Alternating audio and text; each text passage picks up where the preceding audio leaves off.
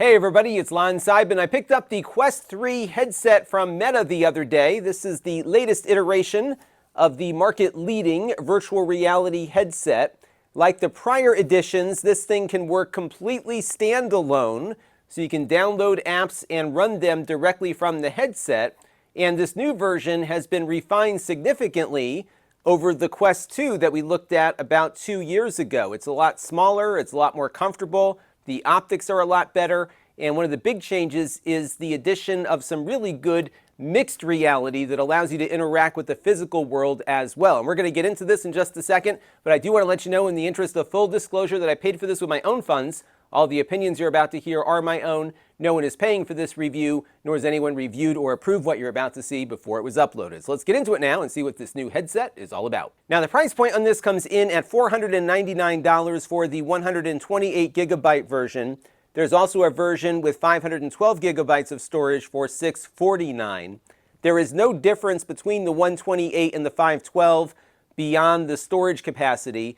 I chose the 128 gigabyte version because, in my experience at least, as kind of a casual user of this device, I've never had storage issues. In fact, I think I have less storage in my Quest 2 headset here, and I never ran out of space.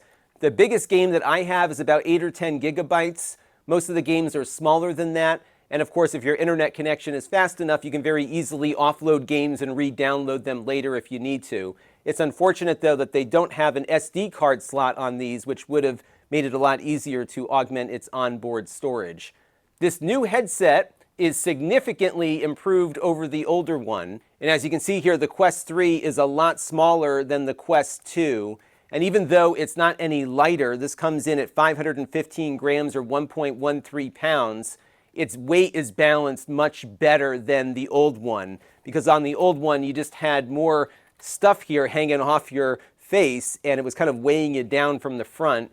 Here things are much more balanced. The electronics are in a much smaller volume, so it just feels a lot better on long duration play sessions. The strap that I went with here is their Elite strap, which does cost a bit to add to the mix, but I found from the prior edition that this is a much better way to wear your headset and is probably worth the purchase. I have 2 kids. We're always swapping the headset around, and it's so much easier to use the Elite strap because all you really have to do is adjust the top Velcro here, put it on over your head, and then just turn the dial here until everything gets tight.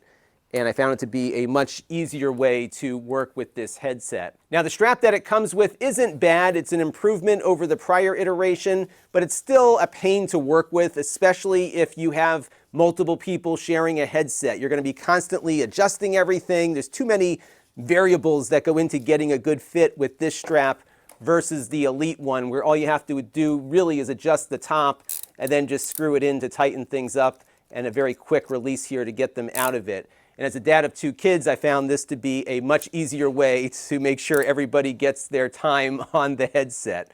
One other thing I like about the Elite strap is that it really maintains a very tight fit on your face.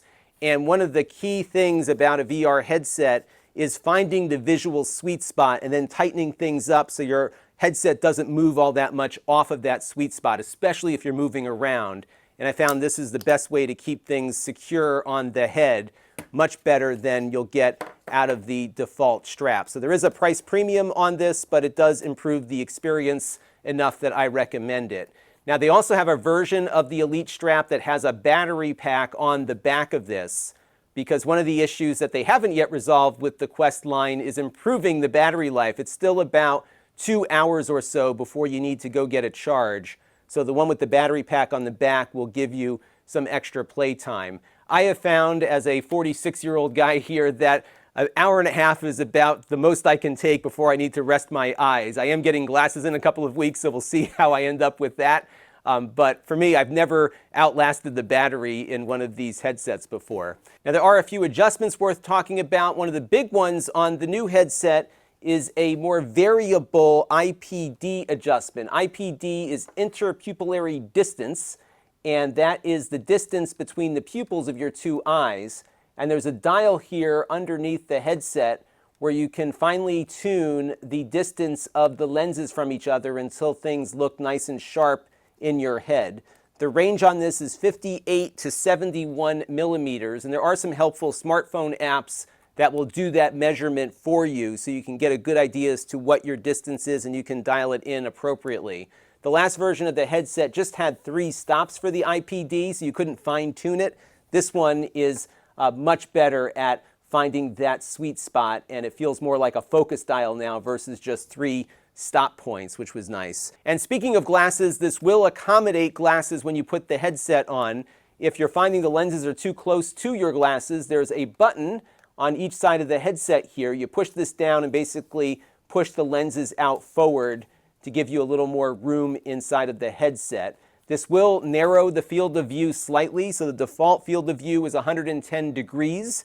So that's the one little penalty you'll get for wearing glasses, but you will be able to see better. Oddly, even though I need glasses, I actually see better in the virtual world with this than I do out in the real world for some reason, but that's just me. So experiment a little bit, see what works best, but you can likely fit in this headset with your glasses on. As far as charging, you've got a USB Type-C port here that you can plug in with the included power adapter. They say it takes about 2 hours to charge it from empty, so just keep that in mind. At the bottom, you also have some pogo plugs here because they have another expensive accessory that you can use to just place the headset down on a docking station and have it charged that way. But I think it's just as easy to plug it in the old-fashioned way if you need to do that. You got your power button over here. That's the IPD adjustment we talked about earlier. You have a volume rocker here because there are some really nice stereo speakers here that provide some really cool 3D spatial sound, especially when you're in one of these virtual environments and you're trying to figure out where things are. You'll hear them coming from different directions out of these 2 speakers. And these are an improvement over the prior edition. They're not going to be as good as a pair of over-the-ear headphones, but they do have a very good range of sound, and they sound a lot better than the Quest 2 did. Additionally, you have a headphone jack here, so you could use your own headphones with the headset if you prefer. I've got a pair of really nice Sennheisers that sound nice when I'm in one of these deep VR experiences. Now, I'm really pleased with the optics on the new headset here. I've owned about a half a dozen of these things since 2016, and each year they get a little better. This one is really a nice improvement over the prior edition. It's going to deliver now 2064 by 2208 pixels per eye. And what that means is that you've got a lot of pixel density packed into a small space here. So you're not going to get that screen door effect where you see all the outlines of the pixels in the display when you put it on your head. Things look a lot smoother. And although the processor here may not be capable of driving things at that resolution, they will get upscaled to that resolution, and things will look better than they will on the prior generation headset. This does have a more powerful processor, a Snapdragon XR2 Gen 2 from Qualcomm. Unfortunately, though, at the time I'm recording this video, most of the titles available for this headset were designed for the Quest 2. They're going to run just fine on here, but there are visual enhancements that the Quest 3 hardware can provide that developers are going to need to update their apps with. So at the moment, the games don't look as good as they could, and I think we'll start seeing some improvements over the next couple of months. Right now, when you're browsing for games to play, they do not delineate a Quest 3 enhanced game from a regular Quest 1 or 2 game.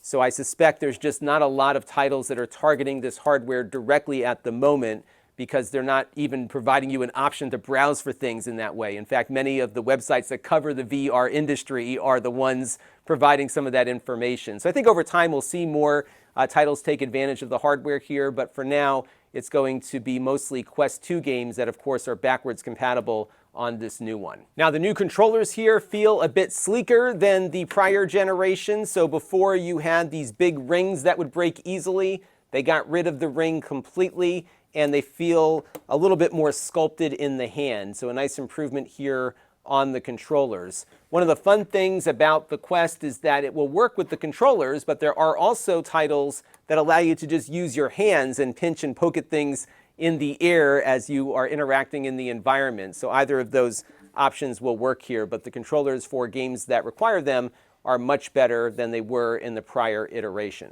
All right, a couple of quick techie details before we jump into the rest of it. The headset runs at a 90 hertz refresh rate by default. There's a 120 hertz mode that's also available on here, and this now has 8 gigabytes of RAM, versus 6 gigabytes on the prior edition. So definitely an upgraded version of the hardware in almost every sense. Now, the biggest thing that I noticed with this right out of the gate was how good the mixed reality experience is on this. Now, what virtual reality is when you put the headset on and you don't see anything but the virtual world that's being created inside the headset. Mixed reality brings in the real world in addition to things that the headset is generating. And when you first put it on, you get a full color 3D image of your surroundings. And I was surprised by how good it was. It didn't feel off-putting or disorienting. Things really felt like I was looking through perhaps a less high-res version of my own eyes. If I reached out for the controller on the table, for example, I could pick it up and it was right where it should be. It's really weird. It just didn't feel like I was looking at a generated image or an image from a camera. It felt very, very natural to me. And those cameras for mixed reality are on the front here. Again, they are picking up whatever is in your environment and basically passing that image through the system here. But there's also some sensors that detect objects and furniture in the room. And one of the first things that I tried out on this was a little demo app called First Encounters. And what happens here is you're just in your room, you're looking around, things are just happening in real time as they always do in your house. And then all of a sudden, the ceiling breaks open and a little spaceship comes in and lands in the middle of your room. They give you a little gun, and before you know it, there's these little puffy creatures that are breaking into your house, and you have to shoot them to get them back in the spaceship. And what was really neat about this experience is that it became more of a virtual world as you continue playing and more damage starts happening around the environment. But also, some of these little creatures would hide behind things. Like one of them was hiding behind my kitchen island, and it was just doing that from the map that the headset generated before I started playing the game. And this is a great example, I think, of some of the fun that you could have in a mixed reality environment, because you no longer have to worry about stepping on something or hitting a piece of furniture. You're going to see your environment as it exists, but these virtual things are being inserted into it in a very realistic way. Unfortunately, all of the imagery you're going to see in this video does not do justice to what it actually looks like, because it's all in 3 dimensions. It really feels real as you're playing around with it, and it's unfortunate that there are not more titles available right now that are like First Encounters, because I think it's a really fun execution of a mixed reality game done right.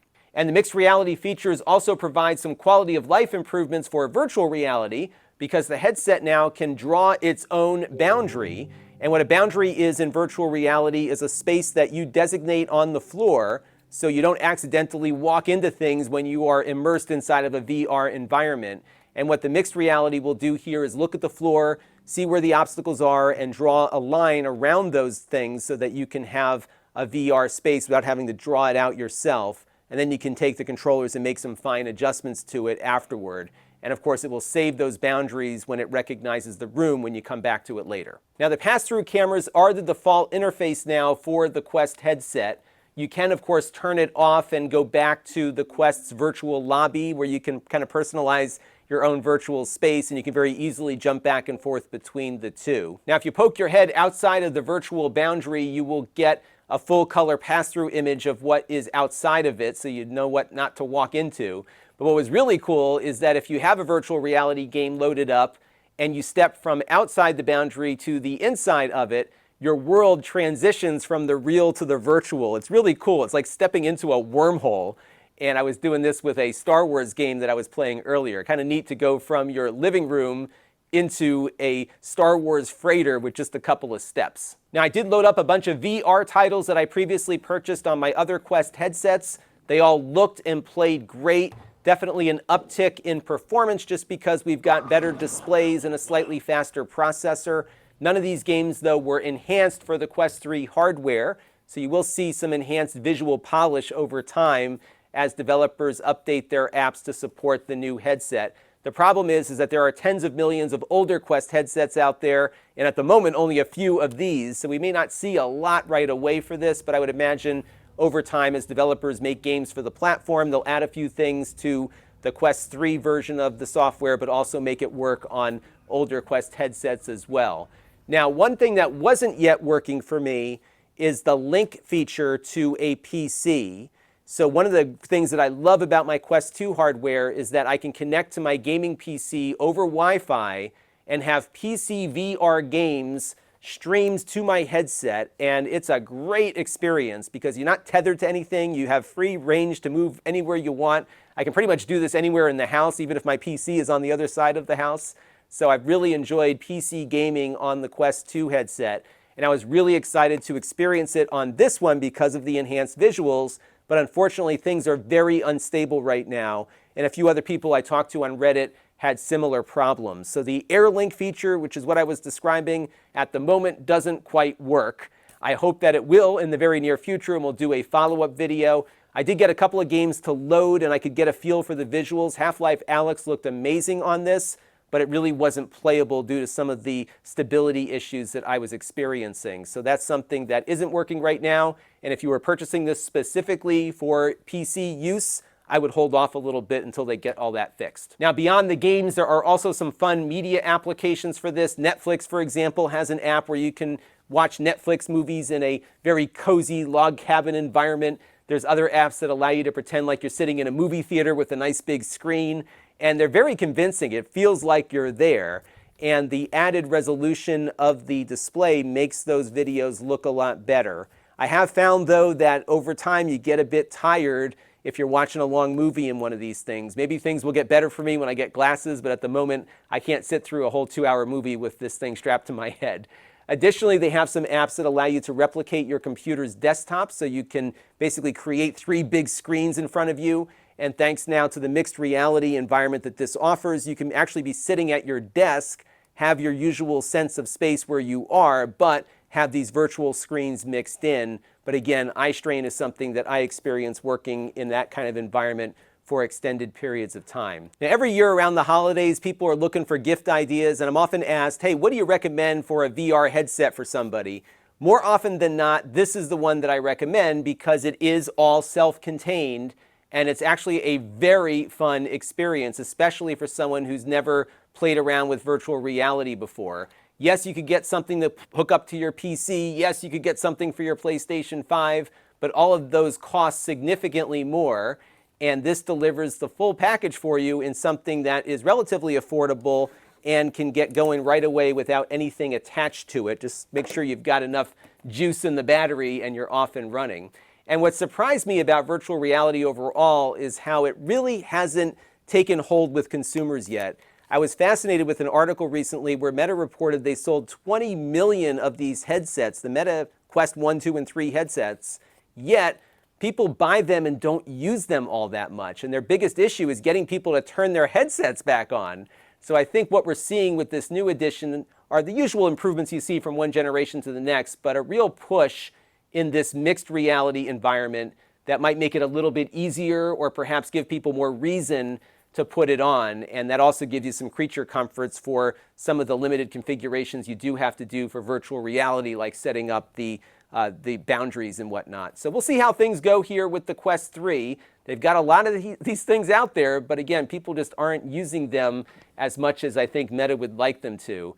And this is about as close as what you can get to the Star Trek holodeck in this day and age. So if you've never played with virtual reality, pick one up. I think you'll have a lot of fun with it. That's going to do it for now. Until next time, this is Lon.TV. Thanks for watching. This channel is brought to you by the Lon.TV supporters, including gold level supporters Brian Parker, Chris Allegretta, Hot Sauce and Video Games, Logic KGR, Tom Albrecht, and Amda Brown. If you want to help the channel, you can by contributing as little as $1 a month.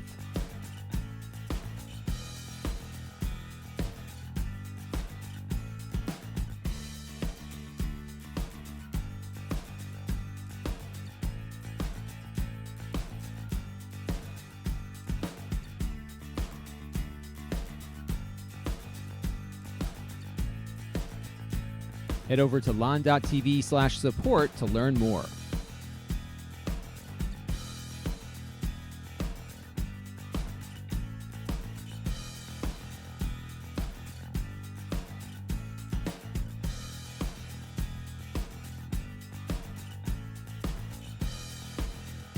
And don't forget to subscribe. Visit Lon.TV/S.